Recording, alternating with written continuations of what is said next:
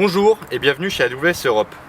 Aujourd'hui, nous allons voir ensemble comment tester si son Raptor fonctionne. Pour tester si Raptor fonctionne, nous allons principalement tester les trois capteurs du Raptor. Le premier capteur, c'est le capteur de la queue de détente. C'est le petit capteur qui est sur la carte d'alimentation ici. Donc, la carte d'alimentation qu'on peut déconnecter. Donc c'est ce capteur ici.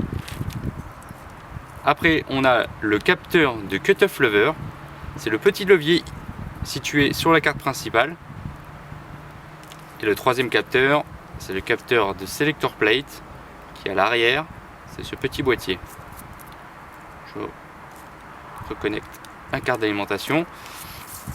Alors, pour tester si le Raptor fonctionne, je nécessite donc de mon Raptor, d'une batterie chargée bien sûr, et d'un moteur.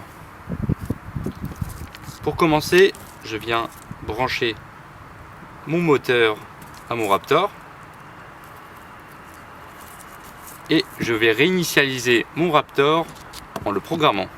La procédure est assez simple. Je m'apprête à brancher ma batterie, elle n'est pas encore branchée, et je viens à maintenir le capteur de queue de détente pressé, et à ce moment-là, je connecte ma batterie.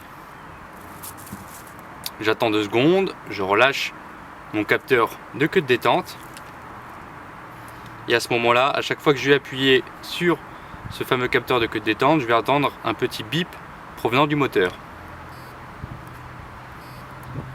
Le Raptor comporte 9 étapes de programmation, donc je vais devoir appuyer 9 fois sur ce fameux capteur, je vais entendre 9 petits bips, et à la fin, voilà, mon moteur il tourne.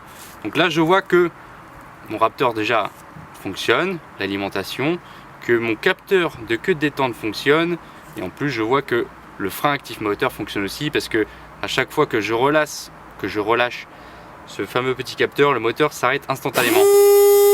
Hop. Voilà, ça c'était pour le premier petit capteur, donc on voit qu'il fonctionne. Le deuxième capteur, qui est le capteur de cutoff lever, alors lui, pour le tester, il suffit d'appuyer sur le capteur de queue de détente et d'entraîner le moteur.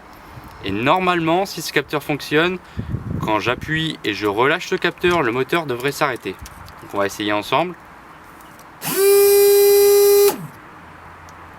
Voilà, ça a bien marché, je réessaye. Voilà, mon capteur de cutoff lever fonctionne correctement. Le troisième capteur, qui est le capteur ici de selector plate, lui, il doit désactiver le capteur de cutoff lever, donc le deuxième capteur.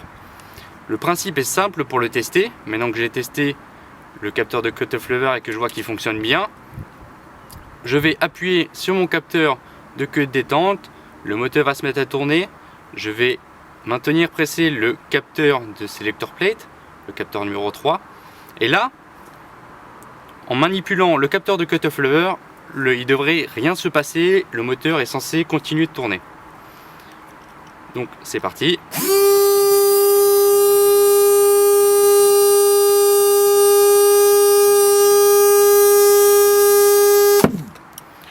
Donc vous avez vu, j'ai appuyé à de multiples reprises sur le capteur de cutoff lever et le moteur il a continué à tourner. Et au moment où j'ai relâché le capteur de selector plate et que j'ai réappuyé sur le capteur de cutoff lever, le moteur s'est arrêté. Donc là on a testé l'ensemble des capteurs du Raptor, on a vu qu'ils réagissaient tous positivement, qu'ils fonctionnent correctement. Voilà, votre Raptor fonctionne. Je vous souhaite une bonne journée et je vous dis à une prochaine.